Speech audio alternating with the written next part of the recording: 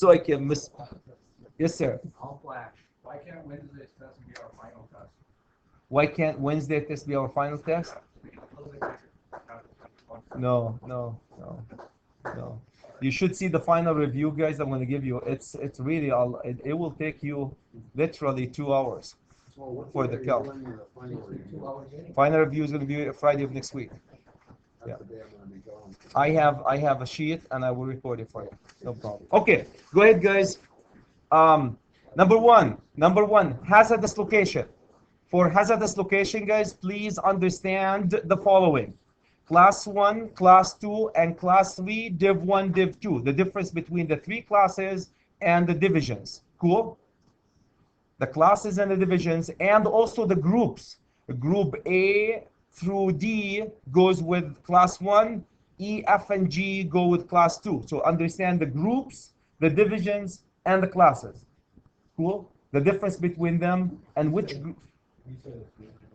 The groups A through D are with Class 1.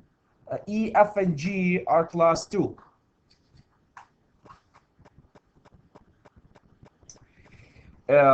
Same thing for hazardous location, guys. We talked about aircraft hangars, and we talked about gas stations and the painting booth. These pictures that showed you, make sure you look at the pictures and be able to identify what type of hazard. Not the whole details about it. I'm not going to ask you detail, but what type of hazard in an aircraft hangar would be? Class 1, Div 1, or Div 2, right? So just the type of the hazard in aircraft hangars and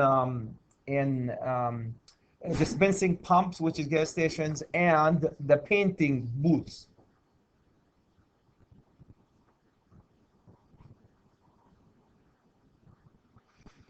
Speaking of the hazardous location too, please understand the material that we use in the Class 1, especially explosion-proof material.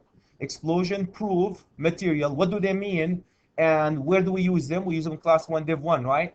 Explosion-proof material, where do we use them? And what does an explosion-proof piece of equipment mean? So very, very important, that one.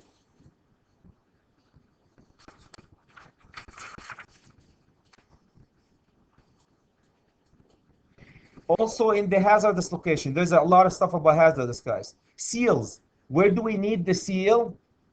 Seals. When you seal in a Class 1, Div 1, and Div 2, you seal them, and how far from the arcing and sparking equipment you have to put the seal? Anybody remember out of memory? 18 inches. 18 inches.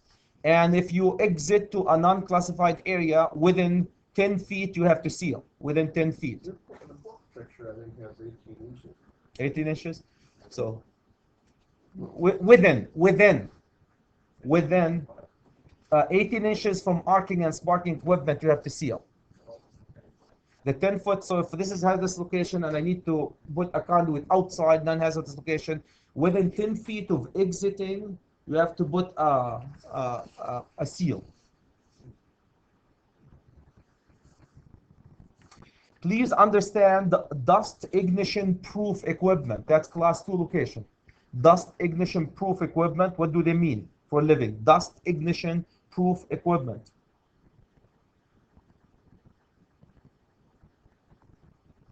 And which hazard do we use it for and what do they mean? That's all in the hazardous location. I'm just picking based on subject, guys, here. Hazardous location. Okay, so that's basically the hazardous location set of questions. The second set of questions would be about harmonics. For harmonics, make sure you understand the classification of harmonics, classified based on number, frequency, and, anybody remember? Sequence. Number, frequency, and sequence. Understand number, harmonic number 1, what's the frequency for it, and what's the sequence. Cool? There will be a few questions about these. Okay, so that's for harmonic. Again, for harmonic, understand the triplens, T-R-I-P-L-E-Ns, triplens, T-R-I-P-L-E-Ns. Triplens, what are they? They're harmonics. What type of harmonic? What's their name, and what do they do for the neutral? Remember the triplins, we talked about triplins, they burn their neutral. What are the triplins, and what do they do for your neutral? Why harmonics are bad? The question would be, what are the impact of harmonics on your power system? For example, what do they do for the circuit breakers in general? Heat them up and they trip prematurely and all this stuff. There's a couple of questions about the impact of harmonic. Number one, they prematurely kill your equipment like transformers. They trip your circuit breakers when they're not supposed to trip, or they don't trip when they're supposed to trip. They burn your neutral. So be aware of the consequences of having harmonics in your power system.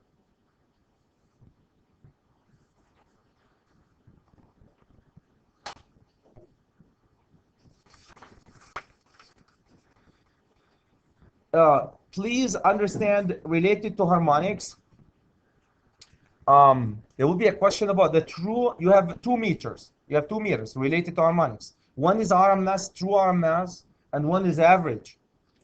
If you get the values for the RMS and the average meters, and you divide them by each other, please understand what the ratio means. For example, if they show 1 when you divide them by each other, what does that mean? Do you have a harmonic problem, or don't you have a harmonic problem?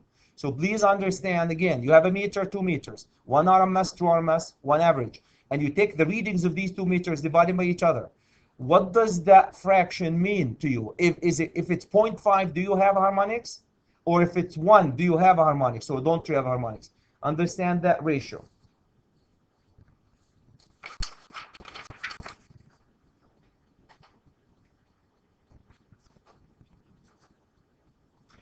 Please understand how to calculate and what does it mean.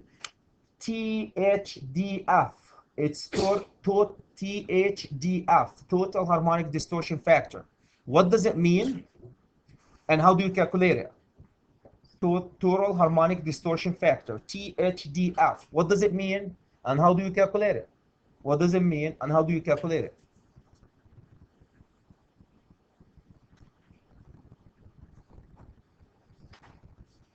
Related to harmonics too, we talked about the sequence of harmonics, or they call them also phasor rotation. What are the impact of the sequence, the harmonic sequence, on the operation of a motor?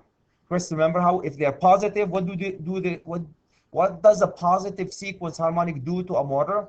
A negative and a 0. Okay?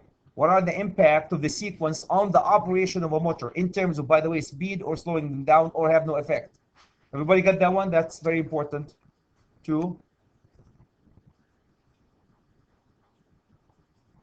How do you know that you have a harmonic problem? There are a couple of rules in the book that talks about harmonic. How do you know if you have a harmonic problem? One of them, harmonic analyzer that you can install. Another, you can install, you can have a checklist. Do we have electronic, they have a whole lot of checklists as you have to do. Maintenance, do I have a tripping for no reason? You have to have a list of all the equipment that you have. And the best and the brightest thing that calculate for harmonic is what? Have a meter that analyze harmonics called harmonic analyzer. So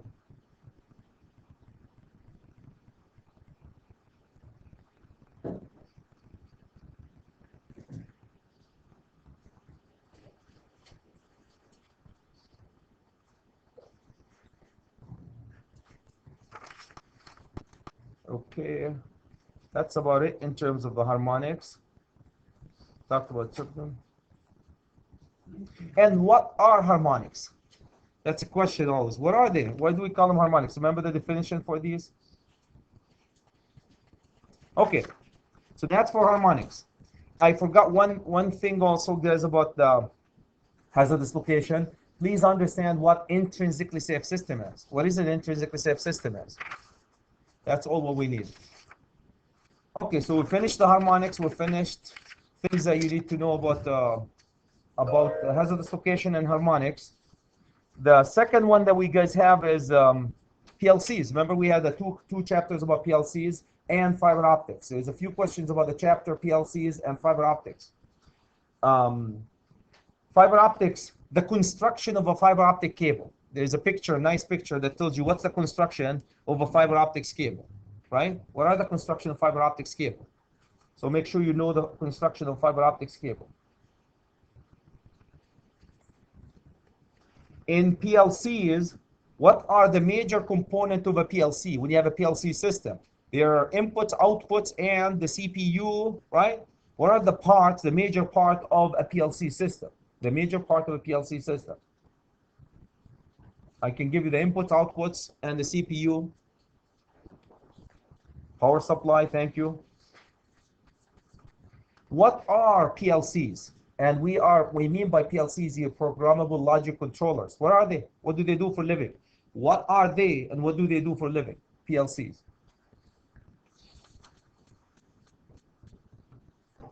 Cool. Schematic diagram. I'm sorry. What, the PLC, what does it stand for? What? Programmable logic controllers. Schematic diagrams. What are schematic diagrams, and what do we use them for? Right.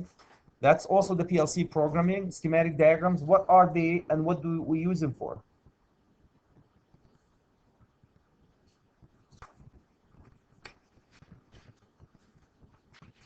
This one is related to fiber optic cable, guys.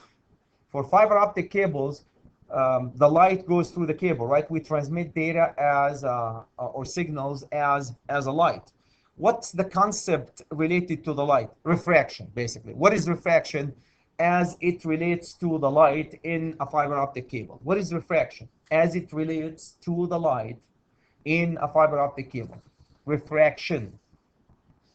Let me spell it. Refraction. No good. So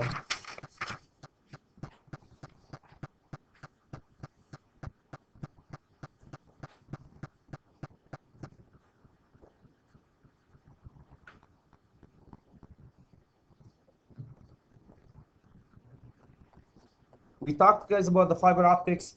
There are two materials. The fiber optics, they make the fiber optic cable from two materials. Make sure you understand the two materials that they make the fiber optics from. For PLCs, there's a device that they use to filter the noise, filter the noise from the PLC. So when you bring a signal to the PLC, that device looks at it. You are William, you're not welcome here, but you're Jackson, walk in. What's the name of that device? Anybody? Differential amplifier, they call it. Differential amplifier. Yes, sir. Is that what you? No. Differential amplifier. I didn't pick your hand because in a fiber optics, guys, how do they measure the losses of the signal in a fiber optics cable? The units, do they measure it in watts? The unit that they use to measure the losses in the transmission of data in a fiber optic cable. You'll see it if you read the chapter. Fiber optics, related to fiber optics. How can you use fiber optics as an illumination system? Using fiber optics as a means of illumination, as not just transmission of data, as a means of transmitting lights. What are the components that you need to have a fiber optic lighting fixture? Because remember how they have a fiber optic lighting fixture? What are the components that you need to make a fiber optics lighting fixture, a fixture that gets the light from a fiber optics cable? What do you need to make the system work? And the piece that generates the light, what do you call in a fiber optics lighting system? What do you call this piece?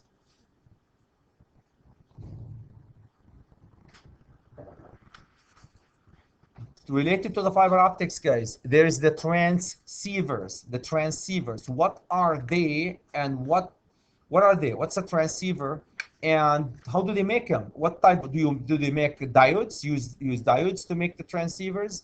Photocells. So what's the transceiver related to the fiber optic cable, and what are they made of? Got that one?